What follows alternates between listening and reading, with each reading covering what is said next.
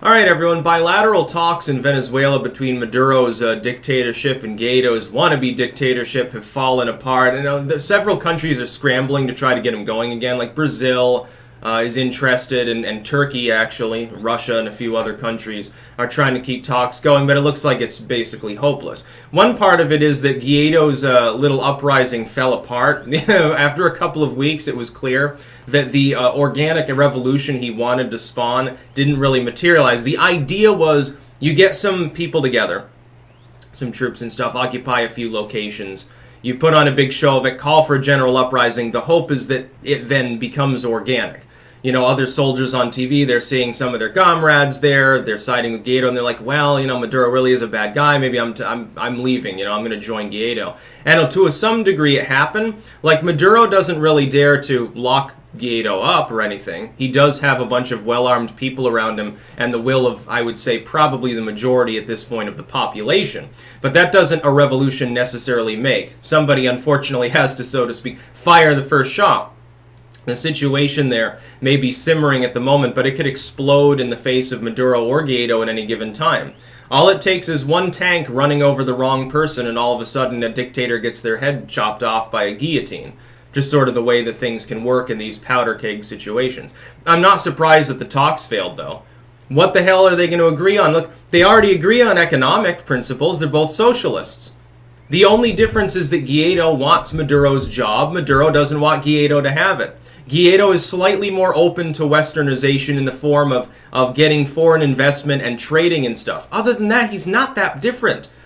The thing is, we should be backing a capitalistic movement in the country, and then we should let it promulgate itself and largely take a hands-off approach. We're already doing, by the way, as much as we can do without invasion anyway. What's the United States supposed to fucking do in Venezuela? What the fuck are we supposed to do? Invade another country? That would be a bloodbath. It would be crazy to invade Venezuela. I could never support that. If Trump seriously made that suggestion, I'd be like, are you fucking... what drugs did they give you this morning? The CIA upped your dose or something? It'd be nuts. We've got Romney and some of these other people openly speculating about it. Rick Scott saying, oh, it might become necessary. Lindsey Graham saying, yeah, we should go ahead and invade. What a great... Yes, you first. Put on your flak jacket and your helmet and get ready to get airdropped. I think it would be a better idea to just airdrop a bunch of weapons in the country and let the problem sort itself out. Some people said, well, it's a terrible idea, like that would cause cartels would get the guns. Not all of them.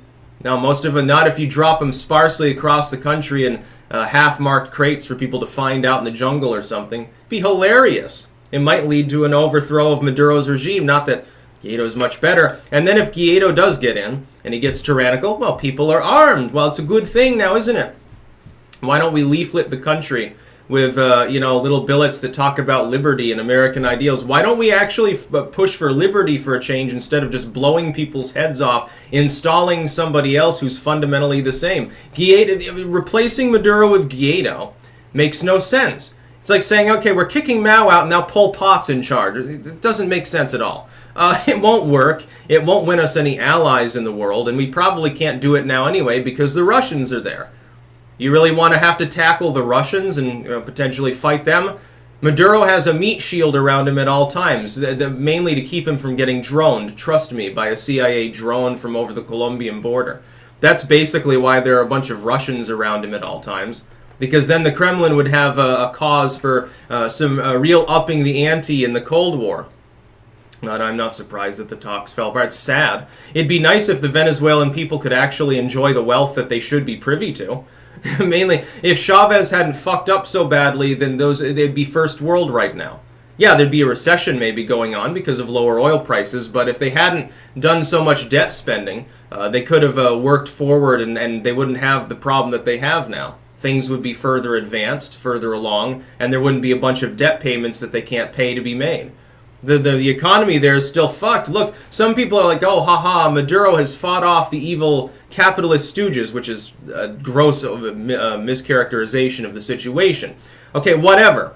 The economy there is non-functional. You've got hyperinflation, you've got the wages collapsed, half the population or some crazy number is unemployed, a lot of factories are closed, you've got rolling brownouts and blackouts, you've got so many problems in the economy there that it's impossible that Venezuela, even if oil prices doubled tomorrow, would even make headway against its own debt. It would still need debt forgiveness from a million countries, and that's not forthcoming.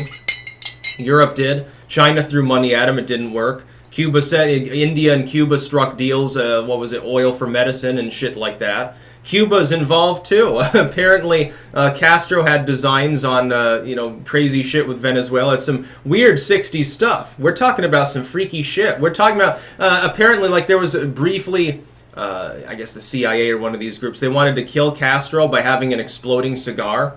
And like that was a real thing. It's not just like a Bugs Bunny cartoon thing. They actually thought that they could pull it off. Like send him some, intercept a cigar shipment, put some explosives like a firecracker in and, I don't know, fire the cigar down his throat, choke him to death or some crazy shit, blow his head off. And you're talking about madness right now. I mean, it is mad, mutually assured destruction. After a fashion, this is pure Cold War. What's happening in Venezuela doesn't have anything to do with the non-Cold War style, combat of yesteryear. It has to do with maneuvering on the grand chessboard. Here's a country that's not happy with U.S. interests in the Americas. I'm a believer in Monroe Doctrine, but the thing and the fact that there are Russians on the ground there is perhaps not a great thing, but I mean, what's the alternative? I mean, Washington looks shitty either way. Either we look too weak to interfere in our own hemisphere, which we run with an iron fist, so to speak. We're either too weak to keep a European power, which Russia basically is, out of the Americas, and China's involved in Nicaragua, so take that as you will. Either we look weak because we can't stop that from happening, or we get involved, we get egg on our face anyway, because it's a propaganda win for our adversaries around the world every time we invade somebody. Especially since there's no fucking purpose to doing so. It's not even really an economic purpose. Look, Venezuela would require so much goddamn investment in order to prop it back up after all of the failing that it's done over the last half decade. Where are we going to get the money from? We'd probably have to inflate our own currency to print enough money to bail Venezuela out. That's how much fucking debt they have. We got our own debt problems. I think that we should probably fix our own budget, and then we should look at building some more aircraft carriers, because apparently we can't even spare a carrier for the Venezuelan shit that's going on. If we needed to get involved for some compelling reason, it would take us a while to get a carrier there to even do so. They're all floating in the Pacific or in the Mediterranean and shit like that. By the way, why the fuck would we have carriers out in the middle of the Atlantic? It doesn't make any sense. Like, what a fucking waste. Who the fuck is a great enough Atlantic power they're going to challenge us there anyway? I'm not worried about the British invading again, unless it's like, a musical thing. By the way, we could use another British invasion for some heavy metal or something like that. That'd be nice. Okay, that's okay. You can invade us that way. You can invade our privacy. That's about all.